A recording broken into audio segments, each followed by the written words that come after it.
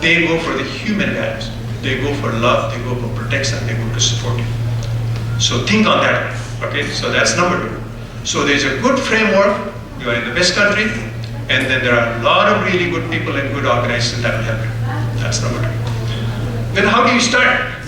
How do you start? You came from the villages of Bhutan into the refugee camps of Nepal, and then you come to a big city, a metropolitan city like Phoenix. Even for the people who come from the rural areas of America, it is intimidating. It's a big city, okay? One place to another is a very long distance. To find jobs, to make life, to understand, and to kind of operationalize this big system is a challenge, not only for us, it's a challenge even for native people who come from smaller places. So, the fact that you're feeling overwhelmed, the fact that you might be feeling intimidated, the fact that you might be saying, oh my gosh, this is a very vast system, how can I make sense of it? You are not alone. Okay, everyone, even here, native-born Americans sometimes can face it. That's not true. So you break them down into very comprehensible, very small steps of how you make life here. And many of you have already kind of begun on that line. So what is valued in America? Okay, where do you start? You start with language. Okay, that's the number 1. You start with language. Because without language, you're not going to get anywhere. And you see how your kids can already help you in the language. I used to work with the city of Phoenix, and in the counter, the Hispanic people who've been here, they will actually bring their kids.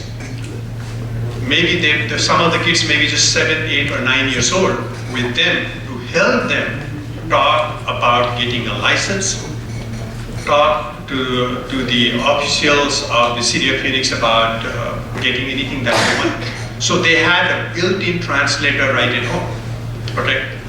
So anyone who can go to language class, anyone who can go to community colleges, anyone who can go to the evening classes in the schools, anyone who can go to the university, anyone who can be coached by anyone individually, that is number 1. Okay? To cope with the life here and to make a life here and to succeed, you start with language. Number 2, as you probably have seen, it's education. Okay. Even if you yourself or your parents might be too old, that you think you're never too old to learn. So you start with after you have a little bit of a command of a language, you start with education.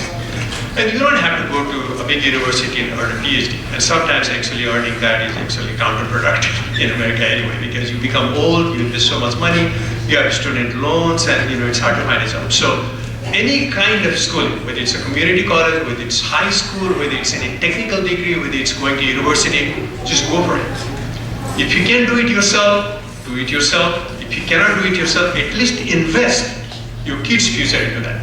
Okay, that's what President Obama touts all the time. He says invest in education. As a matter of fact, that is what has brought this society so much forward in technological advancement. So that's number 2 in my opinion. Number 3 in my opinion is the work ethic. Okay? One of the things that I saw, I also came exactly like you from up in the villages in Nepal, from a small place called Bhojpur, without actually having gone to school. Many of us I started in 5th grade. I think that was the norm in my cohort at the time when my age group was growing up. We didn't have the opportunity to go to school. You had to walk like 2-3 hours. And then sometimes when you get an opportunity, you start any place depending on your age. So the teacher said, oh, this guy can probably fit grade 5 because I knew how to write ABC and a few things at home. So this is how we began, right? So we basically come from farming background, and you guys come from farming background too. And farming thing is different. One works hard, but the way that you work in farming is different. You work hard for a few months, and for 8-9 months you basically live on that. Okay, and the timings are different. The way that you organize your labor is different. In the service sector economy, technologically advanced economy like that of the United States, the work ethic has to be different. It is like every hour is very important. You You work, whether you work in McDonald's, whether you work in the office, whether you work in the airport terminal, as a janitor, as an officer, as a doctor, work ethic is the same. First of all, there's a respect of any work in this country compared to where we come from, where we think of hierarchy, big people, small people, and so on. That is one of the best things about the American society. Anything that you work is valued. Okay, it has respect. That's number one within work. Number two within work is whatever you do. If you are a janitor, try to become the best of the janitor. Okay, and be a manager. And then next step is that you move up. If you work in McDonald's, exactly the same thing. Work very hard, make yourself the person of the month, and then you become assistant manager, and so on. You become a doctor, again, you want to be the best in the field that you're working. That's what is valued here. Americans do not believe only in survival. They believe in succeeding. You have to really go for it and work hard. So number three is work ethics. Whatever we do, doesn't really matter. I know that when you come first in this economy, okay, in this kind of economy, this is not what America was like 10 years ago, and I'm sure that it's not going to be like this in 5 years from today. It's very hard right now. It's very hard for everyone. Not only for us, it's hard for everyone. But work hard on whatever opportunities you get. So that is work ethic. Then the other point is, once you begin, this country is built, there's so many people. America is not one kind of people. America is basically a concept.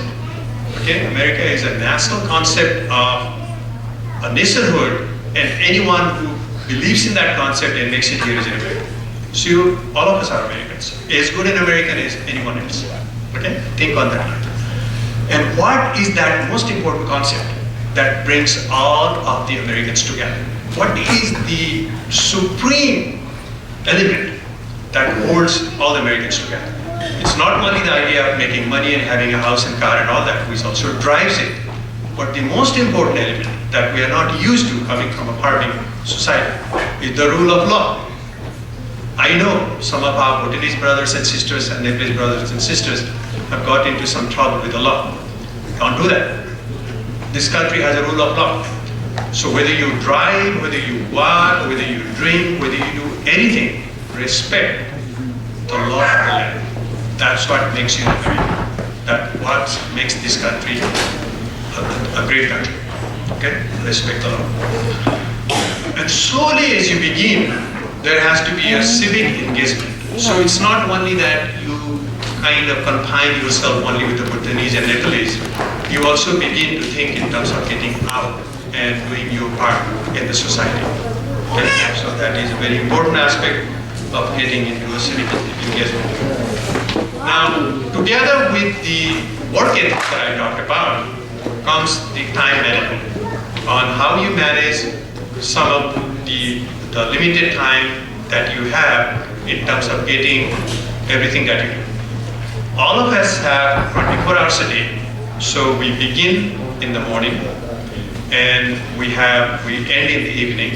During the daytime is where we can be the most productive in that 24 hours. There's so many things that we can get done.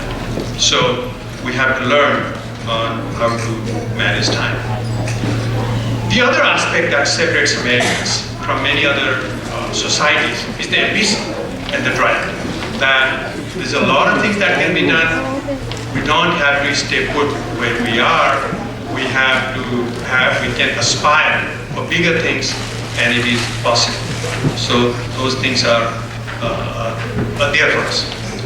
Now, obviously, we can all talk about a lot of things, and it is still very hard. But think about it. This country allows, there are many ways that the immigrants actually assimilate in the society. In America, it's melting pot. So basically, people come and start to begin and appreciate the same values like any other Americans. In Canada, they call it multiculturalism. In other words, it's like mosaic. You can keep yourself, but still you are a Canadian. In Europe also there's a lot of multiculturalism. But here, you really want to be a part of it more than just being a mosaic. But having said that, the US society does allow you and actually encourages you to maintain your identity and to maintain your culture. So anything that you brought forward, like I told you before, are the social capitals. Those are some of the riches. We may not have the money, but we might have the family. We may not have the money, but we have friends. We may not have the money, but we have love. So there's so many ways that we are richer than sometimes what we think. So in spite of the overwhelming problems and a very difficult situation in coping with the life that we face in the US, if we follow some of the step-by-step mechanism of organizing ourselves, getting education, managing our time, having a correct attitude, and then whatever money that we have, manage it financially, I think the future is very bright. And because you are here, and because the kids are going to grow up, as very well assimilated Americans, there is also a hope, because this is a very powerful country, and the numbers are also growing for the Bhutanese population.